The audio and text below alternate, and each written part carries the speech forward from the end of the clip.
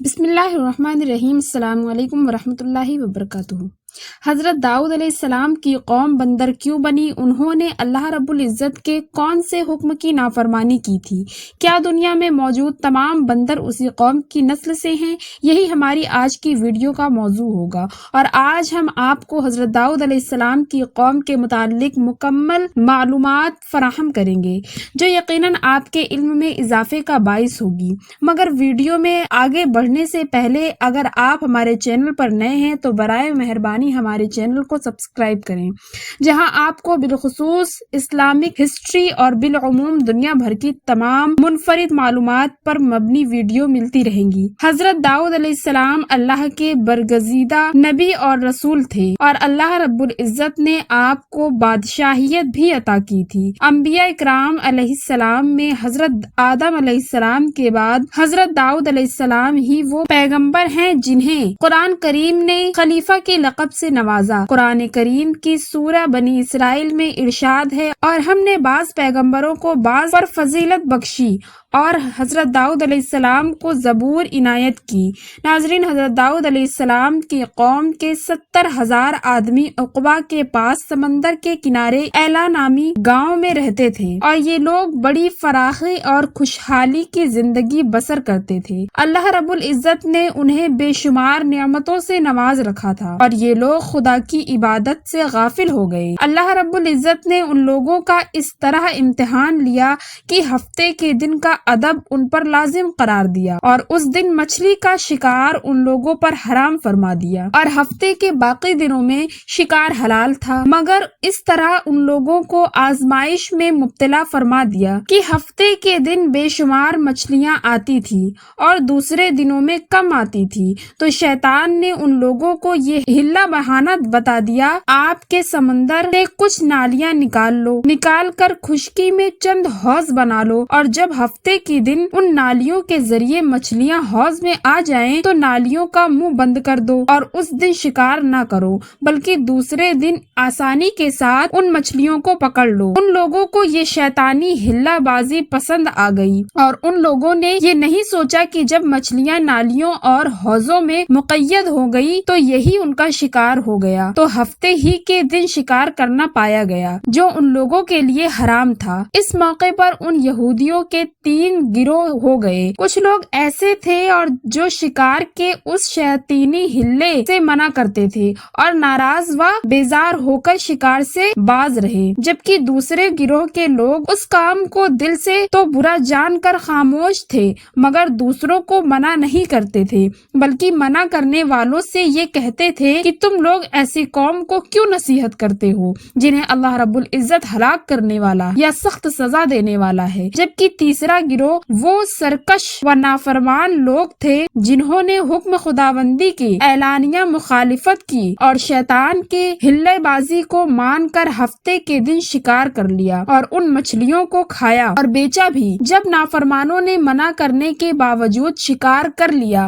تو منع کرنے والی جماعت نے کہا کہ اب ہم ان معصیت کاروں سے کوئی میل ملاپ نہ رکھیں گے۔ چنانچہ ان لوگوں نے گاؤں کو تقسیم کر کے درمیان میں ایک دیوار بنا لی اور آمد و رفت کا ایک الگ دروازہ بھی بنا لیا۔ حضرت داؤد علیہ السلام نے غضب ناک ہو کر شکار کرنے والوں پر لعنت فرما دیا۔ اس کا اثر یہ ہوا کہ ایک دن خطا کاروں میں سے کوئی بھی باہر نہیں نکلا، تو انہیں دیکھنے کے لیے کچھ لوگ دیوار پر چڑھ گئے، تو کیا دیکھا کہ وہ سب کے سب بندر کی صورت میں مسخ ہو گئے ہیں۔ اب لوگ ان مجرموں کا دروازہ کھول کر اندر داخل ہوئے تو وہ بندر اپنے رشتہ داروں کو پہچانتے تھے اور ان کے پاس آ کر ان کے کپڑوں کو سونگھتے تھے اور زارو قطار روتے تھے، مگر لوگ ان بندر بن جانے والوں کو نہیں پہچانتے تھے۔ ان بندر بن جانے والوں کی تعداد تاریخ میں 12,000 لکھی ہوئی ہے۔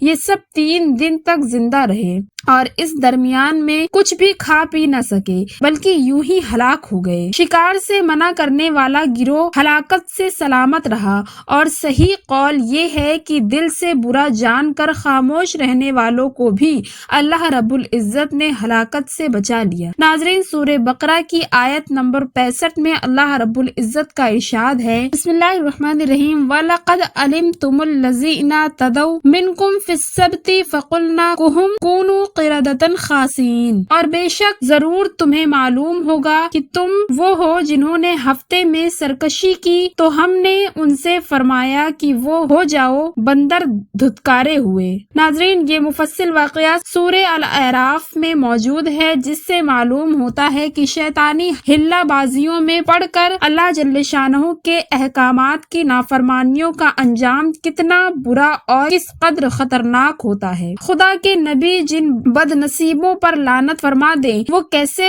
ہولناک عذاب الہی میں گرفتار ہو کر دنیا سے نیست اور نابود ہو کر عذاب نار میں گرفتار ہو جاتے ہیں اور دونوں جہاں میں ذلیل و خوار ہو جاتے ہیں۔ ناظرین، اصحاب ایل کے اس دل دہلا دینے والا واقعہ میں ہر مسلمان کے لیے بہت بڑی عبرتوں اور نصیحتوں کا سامان ہے۔ کاش اس واقعہ سے مسلمانوں کے قلوب میں خوب خداوندی کے لہر پیدا ہو جائے اور وہ اللہ اور اس کے رسول کی نافرمانیوں کی اور پنڈیوں میں بھٹکنے سے منہ موڑ کر صراط المستقیم کی شاہ راہ پر چل پڑے اور دونوں جہانوں کی سر بلندیوں سے سرفراز ہو کر اعزاز و اکرام کی سلطنت کے تاجدار بن جائیں۔ ناظرین، اب ایک انتہائی و اہم سوال یہ ہے کہ جو اکثر لوگوں کے ذہن میں ہوتا ہے کہ کیا اس وقت دنیا میں موجود تمام بندر اسی قوم کے نسل سے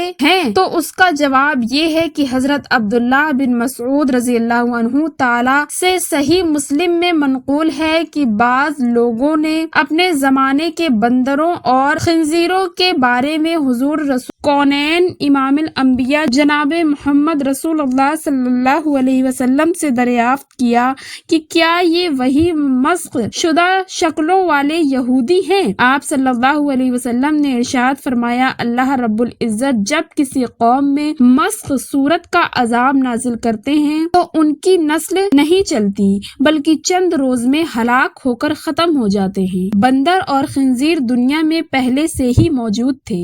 ناظرین، اس امید کے ساتھ اجازت دیجیے کہ آپ کو ہماری ویڈیو پسند آئی ہوگی۔ ملتے ہیں بہت جلد ایک نئی تاریخی، تحقیقی اور معلوماتی ویڈیو کے ساتھ۔ جزاک اللہ۔